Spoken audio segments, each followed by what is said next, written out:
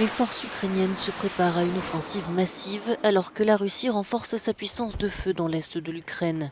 Le Kremlin a déclaré son intention de libérer la région du Donbass, selon ses propres mots, dont une partie est contrôlée depuis 2014 par des séparatistes pro-russes. L'Ukraine estime que plusieurs villes pourraient être complètement détruites.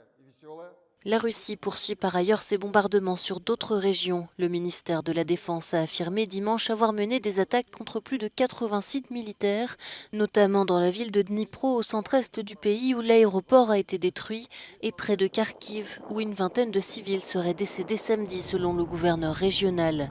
Une nouvelle fois, les autorités ukrainiennes ont demandé l'aide de leurs alliés, notamment américains, pour qu'ils leur fournissent davantage d'armes et de munitions. Nous avons passé en revue toutes les armes que l'Ukraine recherche par ordre de priorité et nous avons élaboré des plans pour les livrer aussi rapidement que possible.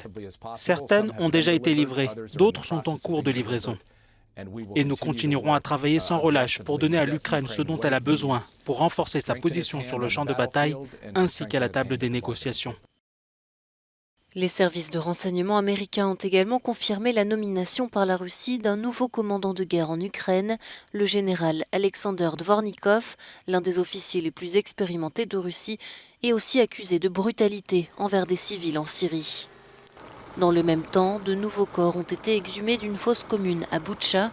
Selon la procureure générale d'Ukraine, Irina Venediktova, plus de 1200 corps auraient été découverts dans la région de Kiev, dont 300 à Boutcha.